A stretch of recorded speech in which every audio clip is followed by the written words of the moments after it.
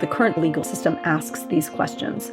What law was broken, who broke it, and how should they be punished? And the paradigm shift of restorative justice asks a very different set of questions. Who was harmed? What do they need?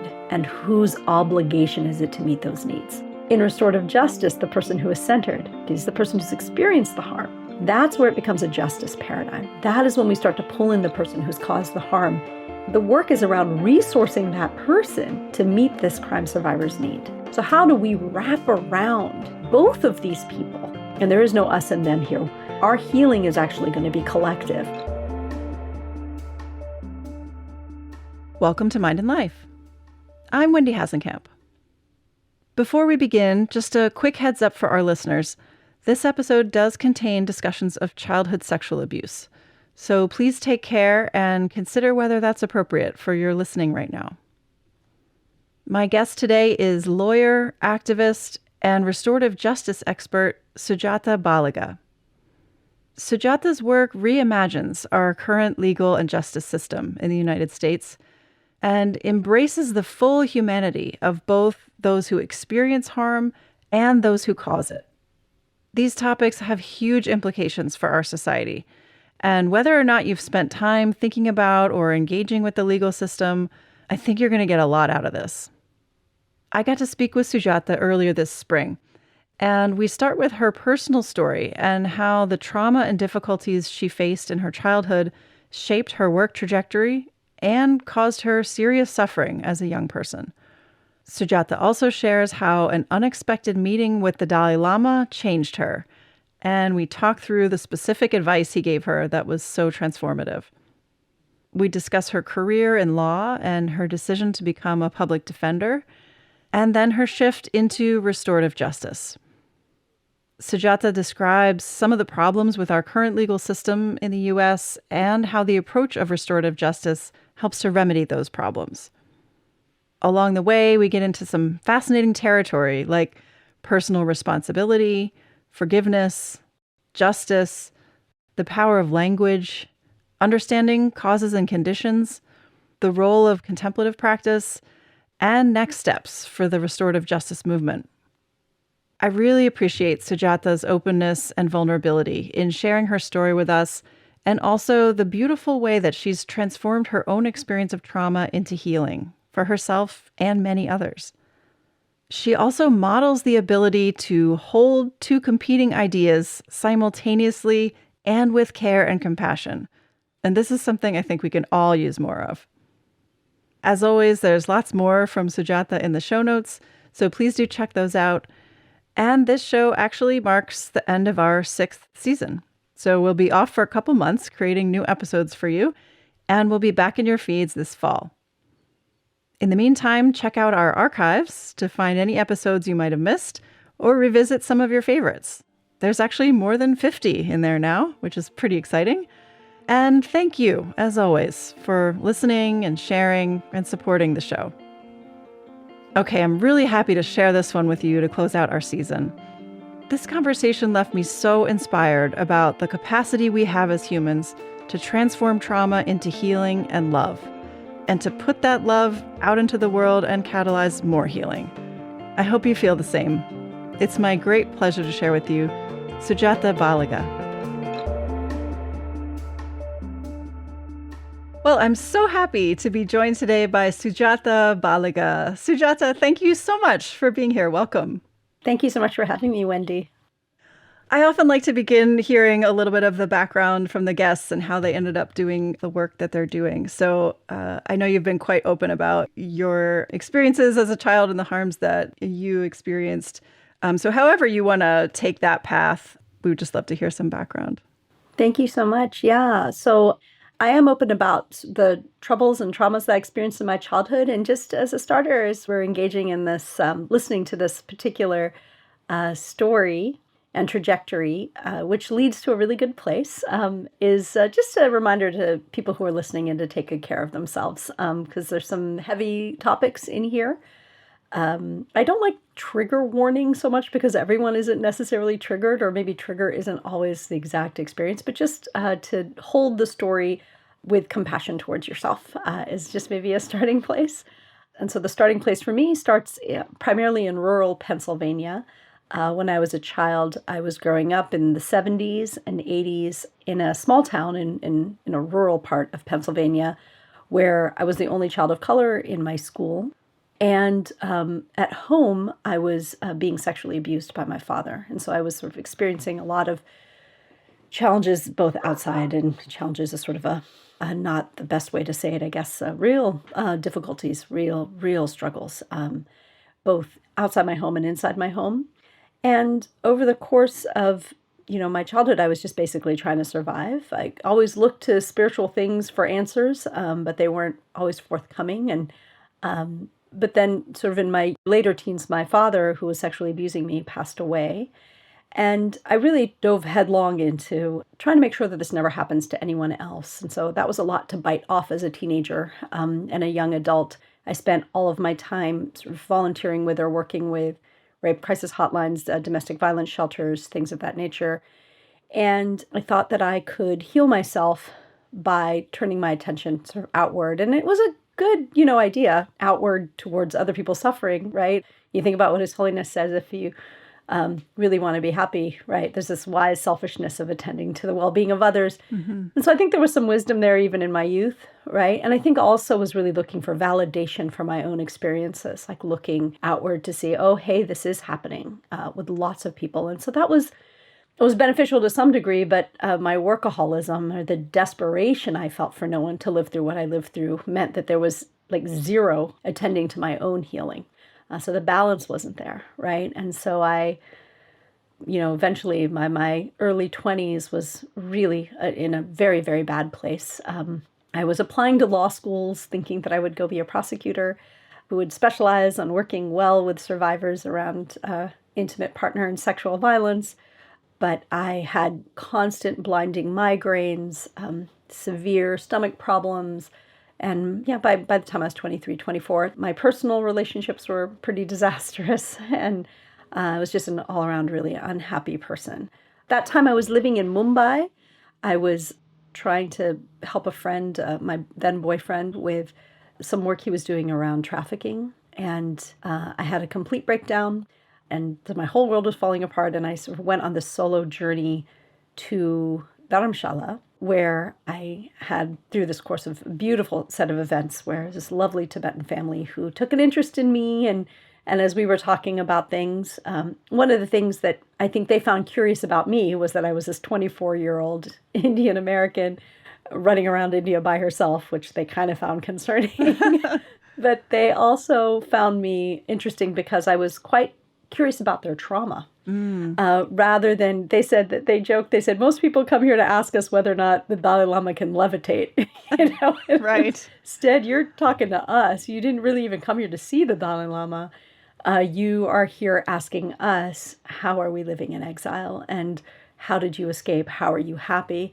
And so in the course of those conversations, I was transparent maybe for one of the first times in my life with people who I'd say are adjacent culturally to my own cultural community about the trauma that I had suffered in my childhood. And during a dinner with this one family, they suggested that, we practice forgiveness, but we don't really know what to say about that with regard to interfamilial sexual violence, a harm. Why don't you ask the Dalai Lama? And I was like, I found this very amusing. I was like, I literally said, well, isn't he busy? Like, what are you talking about? Like, how do you ask the Dalai Lama, And right. So somebody there happened to then be like a protocol officer for the Tibetan government in exile. And it was such it was like a guest house that they were in the middle of building. It was a super humble family. And the idea that this guy had been hanging out with would know the answer to the question of how do you ask the Dalai Lama a question, right? And so he suggested that I write a note and drop it off at this door, in the green building behind the temple. I was like, what, the second door, and he gave me all these specifics. And I was like, what do you mean write a note? And I had my journal with me there. He said, just write a note in here and tear a page out and just drop it off. I was like, this seems very informal, but okay. And so I did. And at that point, I was still too ashamed to tell the Dalai Lama's office what I really wanted to ask, right? I mentioned briefly, the work that I'm doing, but I didn't name my personal connection to it. Instead, I wrote, anger is killing me, but it motivates my work. How do you work on behalf of abused and oppressed people without anger as the motivating force? So I dropped that off, and then they told me to come back in a week, and I came back in a week, and I thought that, they were going to give me some little thank you for your note, it'd be nice to get a little memento from His Holiness's office, and instead they usher me into Dengela's Tenzin Gyatso Tethong's desk, and I sit down with this man, and he's like, "We were really moved by your letter." And through the course of the conversation, he was like, "Would you like to meet His Holiness next Wednesday?" I'm like, Oh my goodness. "What are you talking about?" Because I was like, "You see me, right? I am a mess. I am crying and cursing, and I am unhinged young woman who is really struggling." And for some reason, Bengala thought that was exactly who needed to be given an hour of His Holiness's time. So I had this amazing opportunity to be with His Holiness, where he initially was very reticent to give me advice about forgiveness. He was actually quite generous about the need to be enraged about the things I was enraged about. And only after I really, really pressed him and kind of got in an argument, of course, he wasn't arguing, I was arguing, that he gave me some really specific advice about how I might forgive. And the first piece of which was, he said I had a very bright mind, but that it was completely out of my own control, and that my rage was a part of that. And so his first and most important advice to this day was to meditate, to learn that anger was just one manifestation, or this level of unchecked rage was just one manifestation. Had you had any experience with meditation at that point? Nothing really. Wow. A little bit making it up myself kind of stuff. I was raised Hindu, and my family, we really were sort of what we call Jnana Marg people, which is like the really studying the texts and debating and being in deep dialogue about these micro permutations of things, and a little bit of bhakti, like chanting and things of that nature, singing, dancing. But I had left Hinduism some time before and was floating about sort of with deep religious and spiritual desires, but with no home to put them in. So that was his advice to me to meditate was the first real time I thought about. I thought about it a little bit. I realized that there was some benefit to it, and I had met someone earlier who had suggested it to me, and I had been trying to get into a Vipassana course before meeting him, but every course, it was full. In India, trying to get into Igatpuri, even back then, the courses were full months and months and months in advance. And so, but yeah, that's what I ultimately ended up doing, was sitting a 10-day course. There in India? No, I came home because I was about to start law school. And so I had gotten into law school. I was terrified about my ability to actually do it. I was so unwell and unhappy. So I came home and I had a little bit of gap, a little time, and I was trying to decide whether or not to try to make some more money before starting law school and get a job, or that there was this opportunity arose. I got off a wait list for the Shelburne Falls Vipassana. So that is where I went and sat a 10-day course. And so I had a really amazing experience.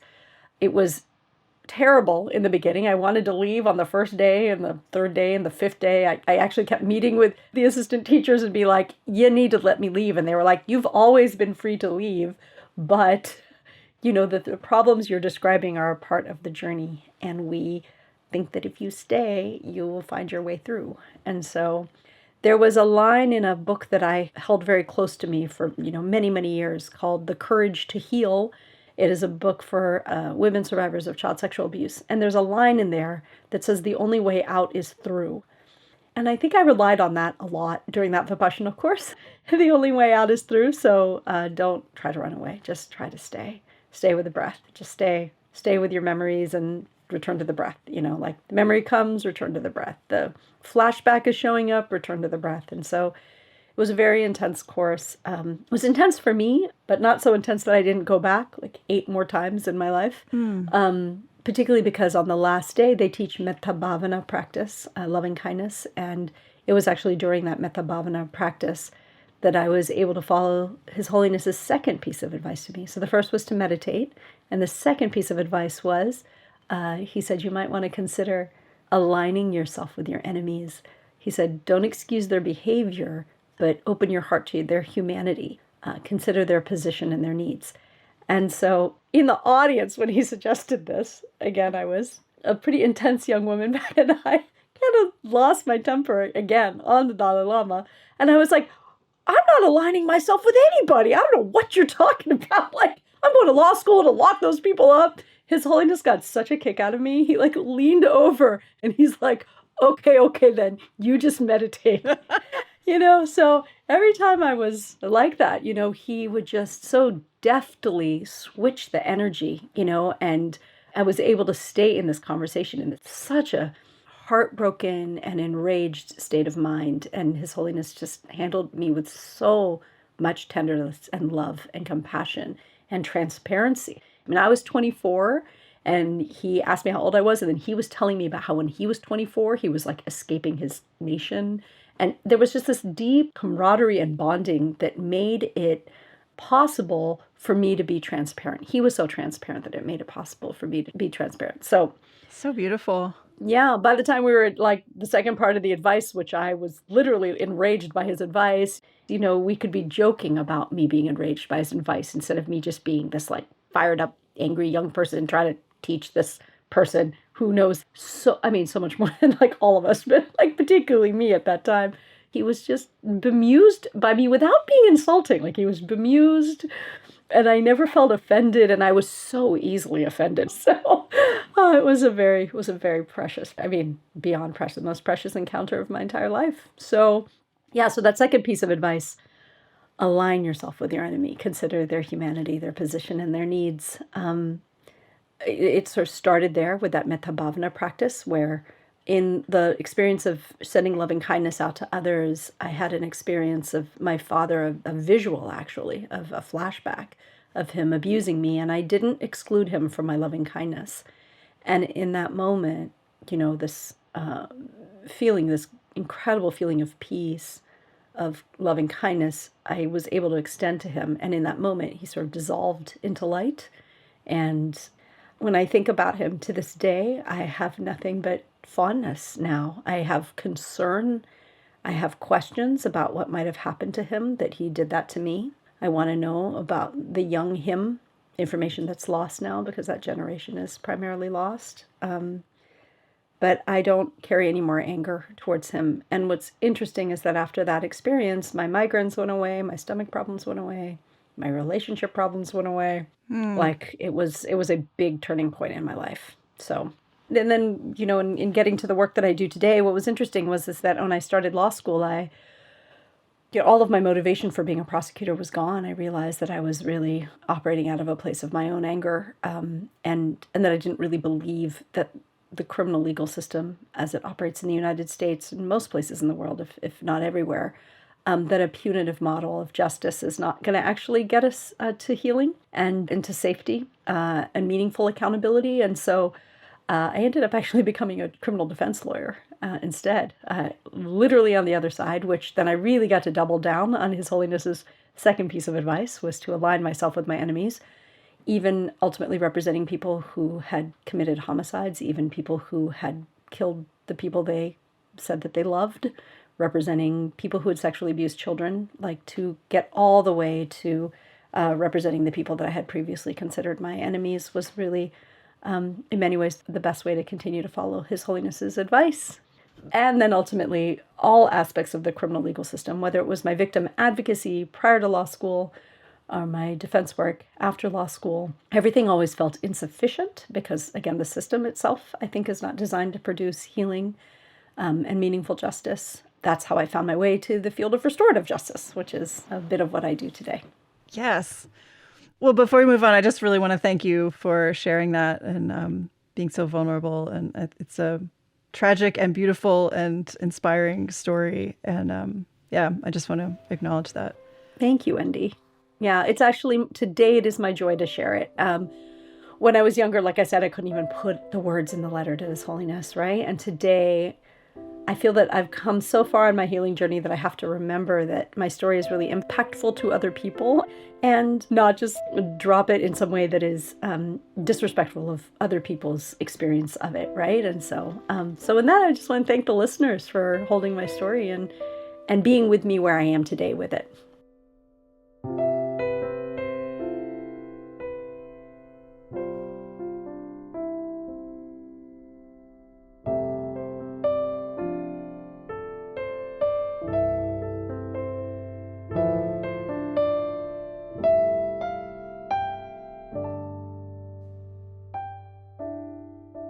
I appreciate that you drew that link with your decision to then become a public defender and how that really weaves into, His Holiness's suggestion to align with your enemies and the work that you had done already. I wanted to pick your brain about that experience of being a public defender and representing these folks who have caused harm in many cases. And also with the Buddhist lens of causes and conditions, right? And I'm sure you must have heard a lot of stories from them, that other people in the legal system wouldn't be aware of. And so I'm just wondering if you could reflect on that and, the whole issue of responsibility versus all the causes and conditions that lead people to act in harmful ways. And it seems like, it becomes a very muddy area, but really important to look at. Oh, Wendy, what a beautiful question. Thank you so much. So I love this thing called Vent diagrams, VENT diagrams, and I would suggest people follow them on Instagram. So what they are is they are Venn diagrams, and the things in the two circles that have that overlapping space in the middle, you put things in those two circles that are both true and seemingly completely contradictory. Love it. Yeah, right? So you can think of them, I think of them with regard to my father, for example. My father was deeply invested in my well-being and my happiness. That is a part of how I experienced him. And the other circle, right, is that my father sexually abused me. And the truth of my relationship sits in the middle of that, the truth of my relationship with my father. So sometimes when I do I literally do a visualization when I meditate of those kinds of Venn diagrams. That Anu, my father, as I call him Anu and I are sitting in that space in the middle of that Venn diagram. And so I think about the two questions that you asked, like about causes and conditions and about individual responsibility, also being a Venn diagram. I also think about this in terms of like, okay, try not to go too far down a Buddhist rabbit hole, but when I think about, we say form is emptiness and emptiness is form and things of that nature, right? Like form and emptiness being on the two sides of that diagram. And as we learn more and more, we start to like sort of bring the two sides of the diagram together so that they're literally just two circles that are totally on top of each other. So how do we hold two 100% true things that are opposite of each other simultaneously true, right? So like we're actually like making the overlapping space bigger until it's totally overlapping. And that is what I think about individual accountability and causes and conditions. So first time I represented anyone, I'm doing their social history and I'm finding out that their childhood makes mine look like a cakewalk, right? And I don't say those words to in any way diminish what it is that I have lived through, but I also did not live with the layers and layers and layers of structural oppression and nonstop terror for my like survival and, gunshots and hunger. And I mean, it's just the kinds of things that my clients have told me. I know that they are true, but there's a piece of you that wants to believe that the world cannot be this terrible. And there are places in the world that are this terrible, in the US and everywhere. And so when I think about those causes and conditions, I literally can't imagine how you wouldn't end up killing somebody if you were growing up there. Or if you think about having been sexually abused by so many people and then sold into sexual slavery as a child, I can't imagine that you wouldn't end up sexually abusing a child. And at the same time, I believe that each of us has a Buddha nature and each of us has actually the capacity to not. And to take that away from people is actually really dehumanizing. In the beginning of my career, when I would talk to people who had caused harm, severe harm, taking lives, causing sexual violence, etc., and I would almost like let them off the hook, and be like, well, there was no way that you weren't going to do that. And I would have my own clients push back and be like, don't make me a monster like that. And don't make me a product entirely of my condition. Like I'm a person with autonomy. And so they taught me to give them their full humanity and their autonomy. And so it's not that it was going to be easy or even possible at a certain moment under certain circumstances, but the capacity to transform is there. And the changing of the causes and conditions can unearth the beautiful human that was always there. And so many people I know who have taken someone's life, so many people I know who are friends of mine who have caused sexual harm and used sexual violence. I 100,000% trust that they would not do that today, right? Because they've both done their internal work and their external circumstances have sufficiently changed such that I have no concerns that these problems would re-arise. And on a smaller level, we can think about this within ourselves, right? Like, you can think of a time, Wendy, and I can surely think of times, many times, too many times, that I have done something not okay in the past. And I see that I've done my internal work and my conditions are so different now that I have no question that I would not behave in the ways that I have in the past. So this is true of all of us. Yeah, thank you. I really appreciate the way you described that. I wonder if maybe we could talk a little bit about traditional legal approaches and the system, as it exists and the problems there that I'm sure you saw well, as a public defender when you were involved in that system. How is that system set up and what are the issues there? Yeah. Well, I'm really glad that Mind and Life has an international audience because I feel like I would love for all of you listening all over the world to know, please do not look to us for being the doing anything good over here, really. I had a group of judges and justices actually come from Nepal to the US to visit. And it was funny, we went to an American prison. We went to San Quentin, actually, which is one of the most well-resourced prisons in the United States, more programming, the facility, et cetera. And they were all, I had intended for them to understand how bad it is. And instead they were like, wow, this is better than anything we have. I was like, no. Well, why are the structures functional? Why are there so many humans in there as guards, et cetera? Because we dump billions and billions and billions of dollars into the system. So let's start there. So it might look better than what you might see elsewhere in the world in terms of, the running water or some things. But we're super overcrowded here too, but maybe less so than what appears in some of the countries of the people who might be listening. But please do not think that we have a model that you ought to export. And let me explain why. We have 2.2 million humans in prison and another 8 million under correctional control in the United States. And that number is growing and growing and growing. And why is that? Well, in part, it's because the system itself does not meet its own stated goals. Like if we're talking about rehabilitation, we just need to look to the recidivism rate to see that it is actually the criminal legal system itself that increases our chances that we will commit future harm. So imagine like you've produced a safety device. Something is supposed to make you safer and you install it in your home and you've just made yourself less safe. Like the thing backfires and it harms you somehow. That's what we're doing with our criminal legal system in the United States. And recidivism is just one piece of it, right? It's like the racial and ethnic disparities are unimaginably severe. The number of Latina, African American folks who were locked up, indigenous people locked up at such a disproportionate rate to their population in the United States. And then if you started to look at other things like survivor history, things of that nature, what is it that ends up causing people to get locked up? It's brutal when we see what those disparities look like. And then in addition, the system fails us as a society. It's not keeping us safer. It's not meeting its own stated goals. Incapacitation is another stated goal. Like, we're going to send them away somewhere. Well, it's only a way if you don't consider that there are other humans inside the facility. You're not taking people away from people because there are other people. So when you think about the harms that happen inside prison, we're choosing to say that none of those people are people if we're saying we're sending them away.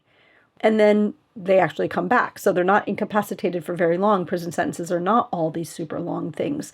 So these are some of the stated goals of the system. And so it's failing at its own stated goals. Then I would say that when you think about who else it's trying to serve most directly, crime survivors. So when you look at data in the vast majority of places in this country, mostly people get away with what they did. So, in some cities, 40% unsolved homicide rates, et cetera. So we're making a promise to crime survivors that they're going to get justice through the system, but they generally don't, right? Restitution might be ordered, but there's no way for the person to pay it. We're spending billions and billions of dollars attending to the system itself that is not actually producing positive outcomes for survivors. Orders of protection are constantly violated, right? Like all the things we're offering survivors in some ways make them less safe. So when you think about domestic violence survivors, specifically intimate partner violence survivors, there are studies that show that only 50% of survivors contact the system, less than 50%. And of those who do, 20% made them less safe to do so. Oh, wow. And so we have stats like this that show that like people aren't even contacting the system for help anymore because they're worried it'll make things worse. So these are some of the things on the survivor side. And then on the side of the person who caused harm, I mean, from every formerly incarcerated person I have ever known, and I know quite a few, the system is devastating. It's devastating for them. It's devastating for their families. And in many ways, when I think about my own childhood, it was all of these systems that were in theory that were designed to protect me, that were what ensured my silence as a child. I didn't want my father locked up. I didn't want to be taken away from my family to be raised by, somebody who didn't eat our food, practice our religion, speak our language, right? I was more afraid of quote unquote help than I was of what was happening in my home. So in all these ways, we can see that the system is really, really failing. Again, to the tune of billions and billions of dollars. And when I think about all the community-based healing and intervention, and particularly the preventative things we can do, what are the things we could do with those billions of dollars that would change the conditions that would allow all of these people with their Buddha nature growing up everywhere to be nourished? And I think about this with His Holiness, the Dalai Lama, all the time. When you look at what happened with him, he's this perfect baby, right, being raised in this wonderful family, and then he gets swooped up and he's nurtured by the best teachers, the best tutors. He's surrounded by most gorgeous human beings, right? What if we started to treat every child like His Holiness? I don't think we'd have a murder rate at all. So, yeah. Thank you. And I want to pivot then into a different approach, restorative justice, which is what you've done so much work on. And I've heard you talk about questions that the traditional system is focused on versus restorative justice. So maybe you could share those as a way to transition. Yeah. Thanks for doing your research, Wendy. So these questions come from one of my first teachers in restorative justice. His name is Howard Zehr, Zehr. And Howard is known as the grandfather of restorative justice. And he's written many beautiful books on the topic. One of the seminal texts in the field is called Changing Lenses. And he is a Mennonite man who, in his own deep faith, started to explore what would it mean to have like a covenant justice. And he did a lot of thinking about that, and he started to think about being reconciled with ourselves and in his faith, with the Lord, like what does it mean to be reconciled? And so came up with these ideas around restorative justice as it's understood in the Western context. And he sees it very much as a paradigm shift. So he's also a huge fan. His book actually opens with his love of the book, Structures of Scientific Revolution. And so he's all about the paradigm shift. And the paradigm shift he calls us to is he said, the current system asks these questions. What law was broken? Who broke it? And how should they be punished? And the paradigm shift that he says restorative justice calls us to asks a very different set of questions. It asks, who was harmed and what do they need? And whose obligation is it to meet those needs? So what law was broken, who broke it, and how should they be punished centers the person who has caused the harm. And the person asking the question is the state. In restorative justice, the person who is centered, who is harmed and what do they need, right, is the person who's experienced the harm. And the people asking the question is the community. And then when we get to that third question, whose obligation is it to meet those needs?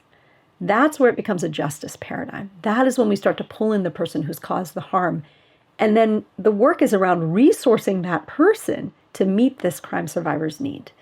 And it's also about resourcing the crime survivor for the needs that the person who's caused the harm can't meet, right? What else do they need? So how do we wrap around both of these people, all of us, right? There are no sides in the circle, that our healing is actually going to be collective. And there is no us and them here. We are all gonna, as my other primary teacher in this work is the former Chief Justice of the Navajo Nation, Robert Yazzie. And he talks about this whole process is about moving forward in a good way. Like we are all moving forward in a good way together. And it really is based on these principal notions of bringing us back into harmony. So this is what when people say restorative justice, like what are you talking about? Restoring us to our own best selves, all of us, restoring us to a place of harmony, even if it wasn't pre-existing, like we can actually get to a more harmonious state, a good state, a way of being together in a good way. And that might actually mean at quite a distance. Like it doesn't mean everybody's best friends forever, but that we are in a place of balance and wholeness and goodness, and that everyone is healing. The person who caused harm, the person who experienced the harm, all of us. Beautiful. That feels in the body like such a healthier way to approach when harm is done. Well, it's interesting you say that, but really quickly I have to interject on that, is that as you said it, I was literally feeling my body in the circle, even when I'm holding space for people to talk to the person who murdered their child. And what does my body feel like when I come out of one of those processes versus what my body felt like when I was in court? Court was not healthy, and this feels healthy, right? So that was just, thank you. That was really illuminating. I was like, yeah, I felt healthier when I left the practice of law.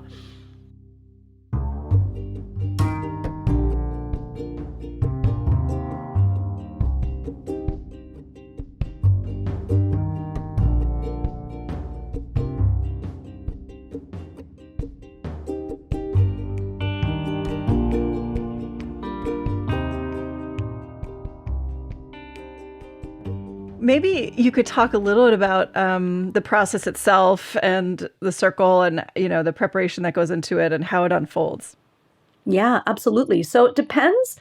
There are lots of different ways to do restorative justice, and there are lots of people who call all kinds of things restorative justice that I don't necessarily think are restorative justice. And so Howard Zare, again, he talks about a continuum of restorative processes, from non-restorative or pseudo-restorative to fully restorative. And I myself, being a little bit of a perfectionist, am really invested in that like fully restorative end. And so for me, for things to be fully restorative, it involves the opportunity for a face-to-face conversation with the person who harmed you, with family and community, all there, helping to come up with a plan to repair the harm, which is then supported to be completed. And that such a process can happen completely external to the criminal legal system. And let me explain why. The minute the state is involved, things feel coercive. And the minute the state gets to decide whether it happens or not, it's not just coercive for the person who caused the harm, it actually takes away agency and autonomy and empowerment from the survivor.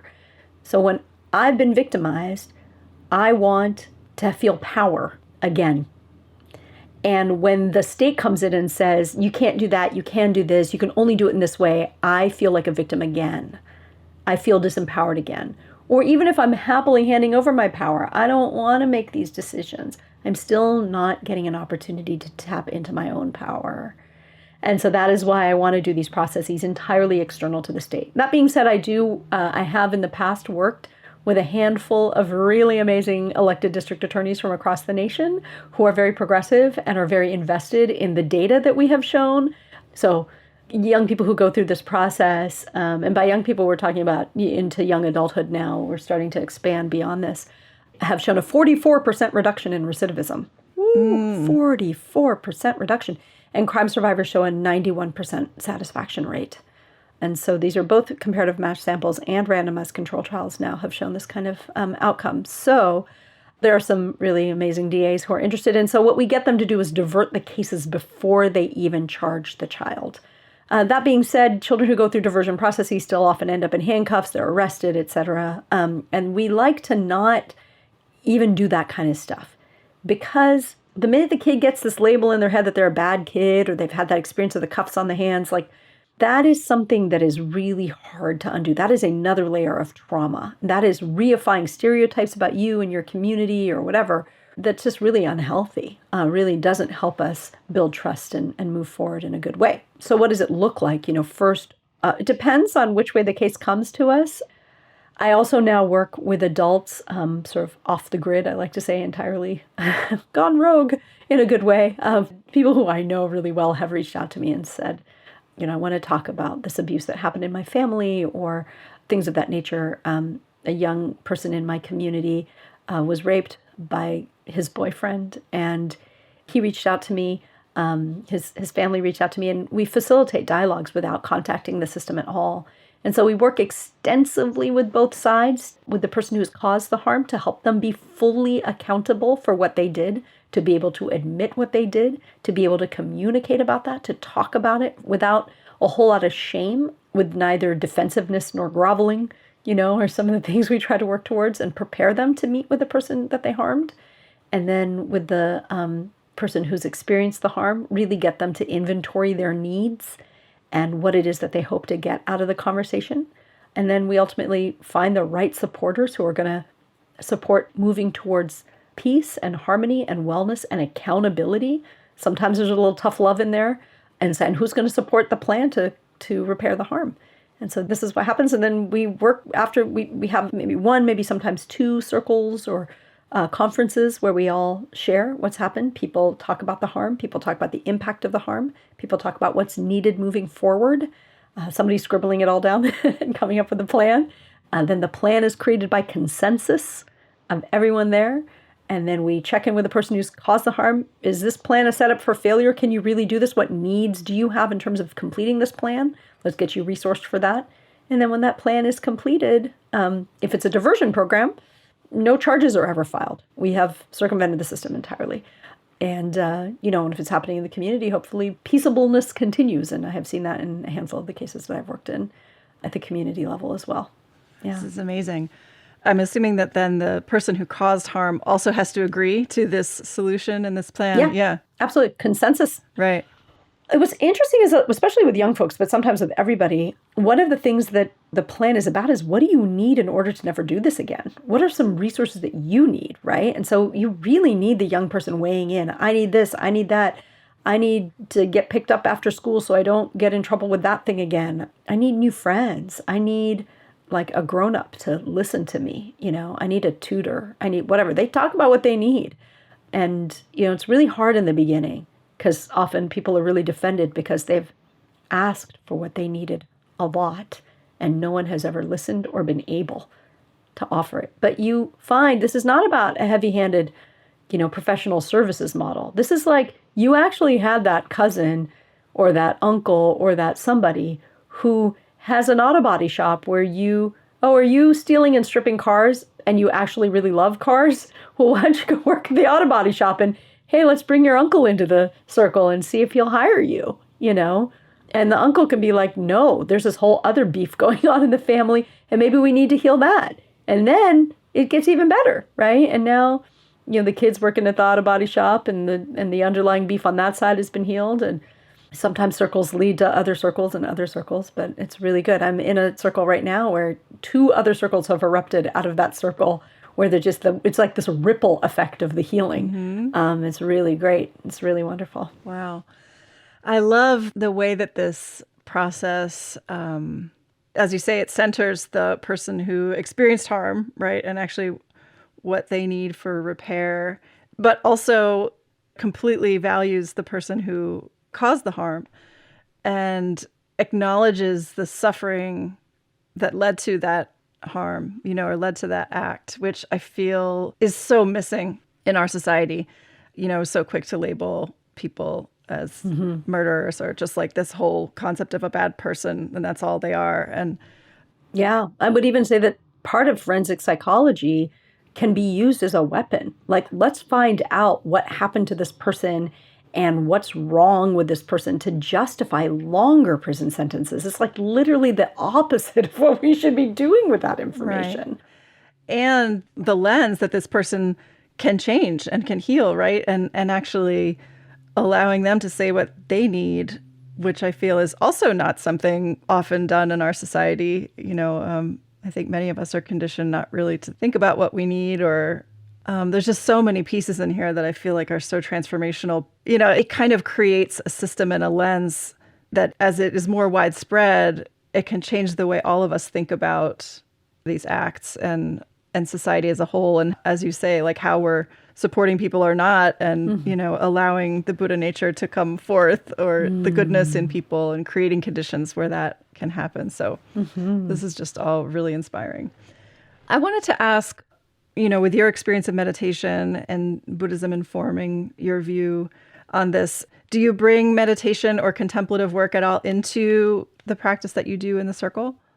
Yeah, absolutely. Well, as a practitioner and a facilitator, I personally could not do any of the work that I do without my Buddhist practice, right? And so that involves making sure that I have done a very long sit and all my prayers and practices before I would, even think about holding space for others. And in the process itself as a facilitator, my breath is my anchor. Sometimes I'm actually doing visualizations. If we're doing a process where people are speaking in turn slowly around the circle, I'm actually sometimes doing visualizations about certain, beings, or, a being in the room where, they're sending light into everyone. That helps me hold the space. I don't try to do it alone. I actually always have a co-facilitator, but I additionally call in a whole lot of other beings to hold the space down with me. And that is always really beneficial. So that's on a very personal and very religious level. But the breathing isn't, right? That breathing is quite secular. But I do often open the circle with breathing and asking people to get to know their breath and use breath as an anchor. I often use that in preparatory sessions. So I'm encouraging people to learn to breathe. Well, they knew how to breathe, but learn how to know that they're breathing, and to become friends with the breath and to get to know their breath. I always say your breath is your best friend. And better than your best friend, because when your best friend tells you, you seem really pissed off right now, we get angry at our best friend. We don't get mad at the breath when the breath is being jagged or shallow or this or that's non-judgmental, the most non-judgmental layer of information, the breath. And so I help people with that, like notice how you're breathing. And so everyone's done some breathing practice often before we all come together. Other types of more, sort of contemplative things that we do in prep is that sometimes my husband gave me this idea. He says when he's in heated meetings or things are hard, he imagines His Holiness, the Dalai Lama, on his shoulder in the meetings. And like, how do you show up if the Dalai Lama is sitting on your shoulder?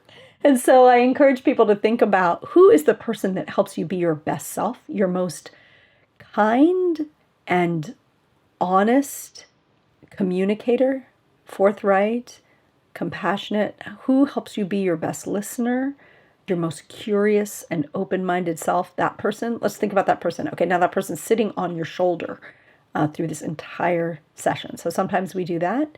And really, where I draw from my practices, in the lineage I practice in, we're big on visualization and really fleshing out the visualization, right? Like, so Geshe Konsrak Tenzin, my teacher, he says, see the Buddha's breathing, like when you're visualizing the merit field. And so I tell people to do that. This person is sitting on your shoulder. Okay, now they just took a breath. Their chest just expanded. Like, bring them alive. Like, literally, what are they wearing? All of that. Like, bringing the person alive on your shoulder. And now, right now, His Holiness is sitting here on my shoulder, breathing. He's giggling. He's like joking with, Archbishop Desmond Tutu right now. He's being sweet. And now I'm smiling because he's sitting there being goofy on my shoulder, right? And so how do we bring that person into the circle is a really important part of the process. And then other ways, I think that to my mind, there are practices that I don't bring in such a heavy-handed way. Like one of the practices that I really rely on in general is the just like me meditation I learned from Geshe Thupten Jinpa. But I kind of use a modification of it in just encouraging people, like you see this person as your enemy right now. What is a way in which they're not your enemy? What's one thing you have in common with this person, right? And sometimes it starts with, well, we hate each other. Okay, well, you both feel anger. You both, so, and then trying to get them to say, like, do you think that their anger feels the same way your anger? Can you even have a commonality around the way anger feels? Like you have a shared humanity of the feeling of anger. When Wendy's angry, when Sujatha's angry, angry feels angry, right? And so at least that we can try to find a way in a little bit sometimes. So those are some of the things I bring from sort of my contemplative and Buddhist practice into the process. Yeah. And I love that just like me meditation, and it just layers on, I think, from the whole frame of restorative justice of viewing people in their full humanity, right? Even those that have caused harm to us. Yeah. So that's a beautiful practice. Yeah. One other thing I would say that has come from, my practice is this notion of causes and conditions and curiosity about causes and conditions in the other human. And so while with survivors, you don't want to, especially for folks who have experienced harm, we often tend to decenter ourselves and erase ourselves, particularly crimes like domestic violence, sexual violence. So we want to be careful with this one. But sometimes we have this over-reified sense of the I in relationship to a harm we've experienced. So, for decades, I believed that I was a person who was doing something that caused me to be sexually harmed, not just by my father, but by many other people in my life, right? And polyvictimization is a thing. And I was like, what's the common denominator here? It's me. And that really causes this intense reification of the sense of I. And so for me, understanding the causes and conditions that gave rise to another person causing harm really makes it not about us. Like, even when we were burglarized 2 years ago, my immediate thought is, what did I do wrong? Should I have, I don't believe in the surveillance state, but should I have had cameras? Or, we painted our house purple. Oh, did we draw attention to ourselves? It's like, did my house wear a skirt that was too short? It's basically. But that's what we do. We immediately go, why did this happen to me? And really why this happened is because what was going on with that person. Right. Always. And it's so amazing, particularly in the burglaries, robberies, muggings, like that kind of stuff. The person always thinks it's about them. But when you finally get in the dialogue with the person and they always want to ask, why'd you pick me? And the person was like, because you were there, right? Yeah. And so for me, there's a way in which we can prime people gently for that deep learning that this is not, that we have over-reified the I, and there's nothing like being victimized to cause us to double down on that over-reified I, and to see that the causes and conditions actually existed outside of you for this one. Yeah, so that is really interesting. Yeah. I like how you're bringing in this over-reification of the I, and I hadn't ever considered that before, why we blame ourselves or find a reason inside of ourselves that something happened to us. And I don't know if that just sheds light on the way the mind works, of it's, that's the information that we have in our minds, and we're always trying to find causes for our experience. And so those are the things that we can look at, and we don't really have access to the information from the other person. So that's another wonderful benefit from the restorative justice process. And I like the idea of slowly breaking down that reified I, maybe in some way too, in the Buddhist sense of kind of moving outside of this reified self. Yeah. So that's a really cool connection too. It's also just such a natural response, right? Because deep down inside, we know the only thing we can control is ourselves. And so when terrible things happen to us, we think, oh, I should have been able to do something to make that not happen. And it's a way of trying to reestablish control too. So, it's normal, and it's also like, stuff's gonna happen. We can't stop the things from happening necessarily. Some of them we can, but not all of them. And learning to work with our responses to it feels really important.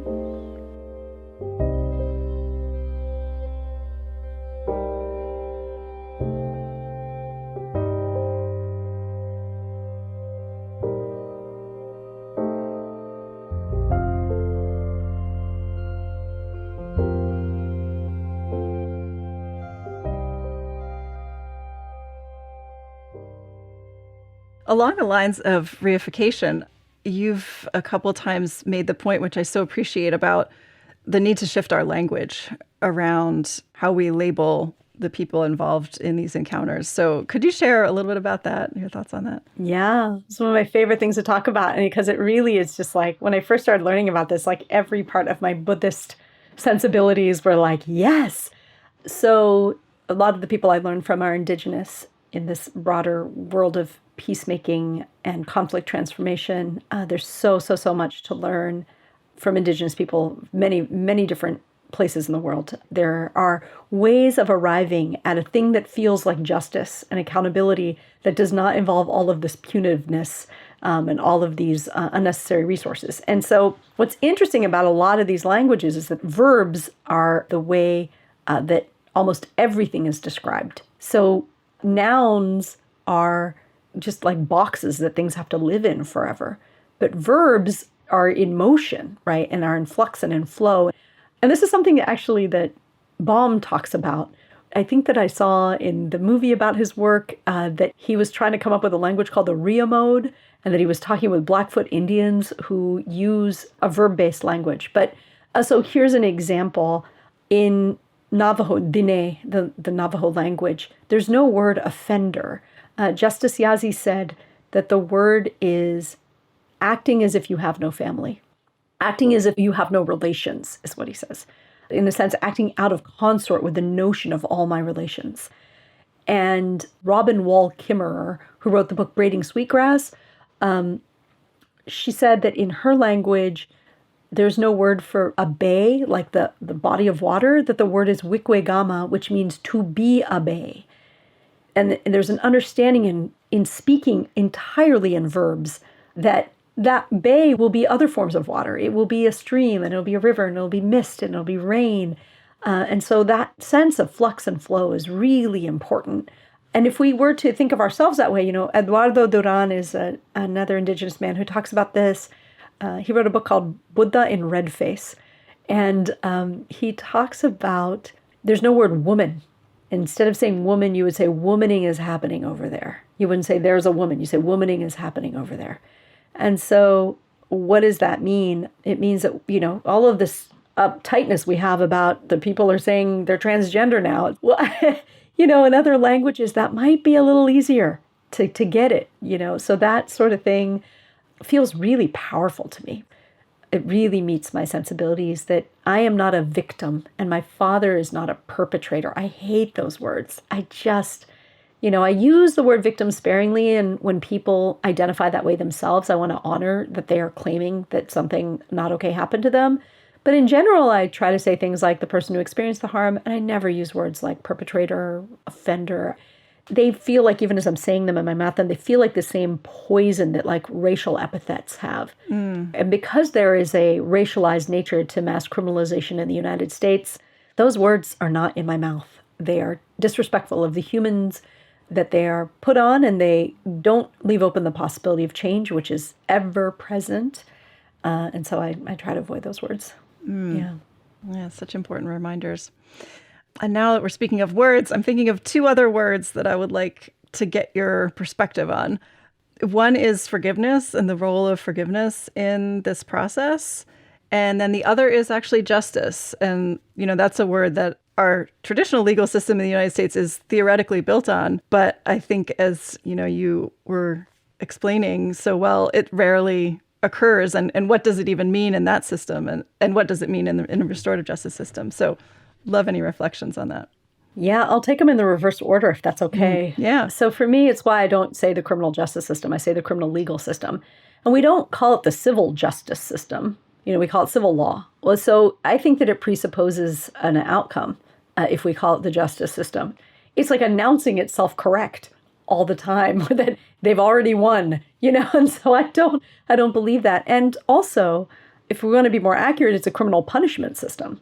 And so is punishment justice? Well, we have been told that it is. But I really love this thing that my friend Danielle Serid, who runs an organization in New York called Common Justice, a restorative justice organization, she uses this analogy when people ask, what do victims really want? Well, victims say they want people locked up. Well, first of all, we've had a ton of studies now to show that isn't true. And it depends on who you're asking, like which victims. And so there's something really important there to be said. But even if people are saying, well, yeah, this person hurt me, of course they should get locked up, have we ever offered them anything else? So what we are giving people now, we're calling it justice.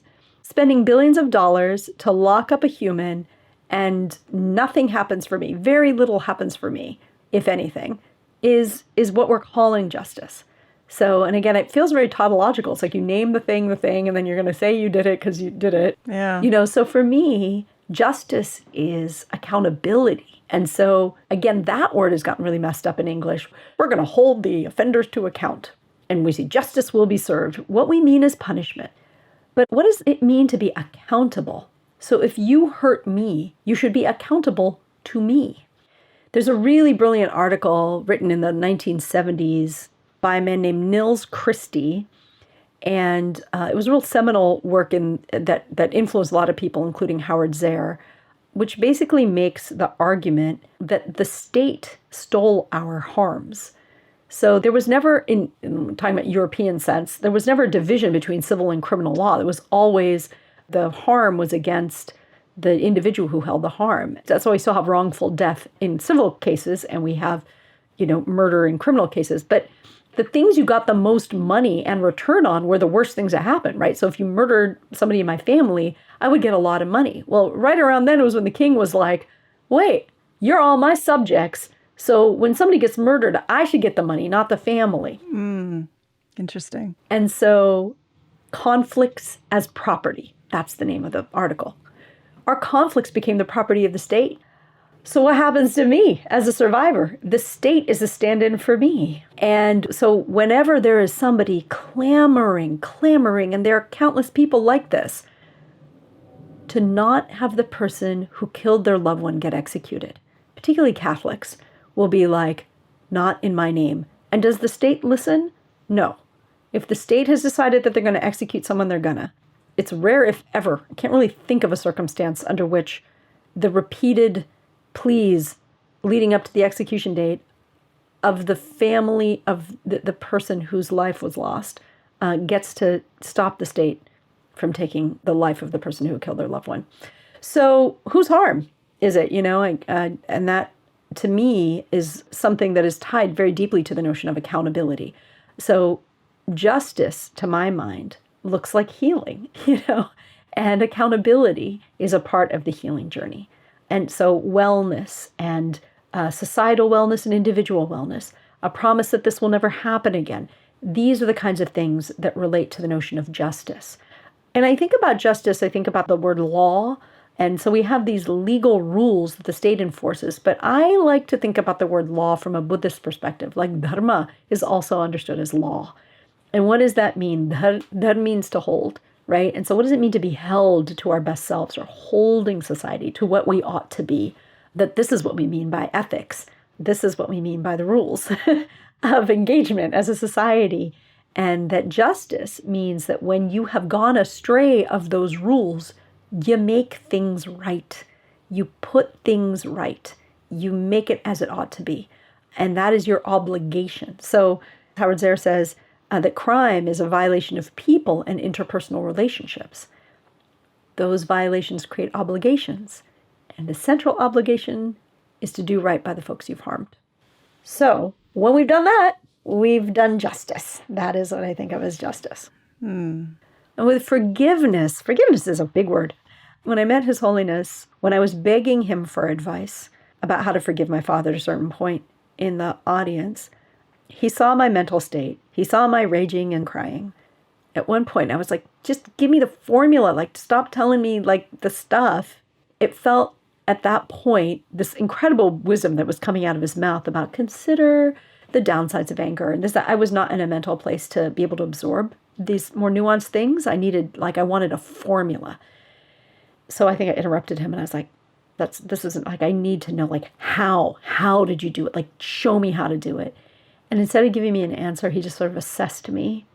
And it was there was this look of kindness and just total presence. And he said, do you feel you've been angry long enough?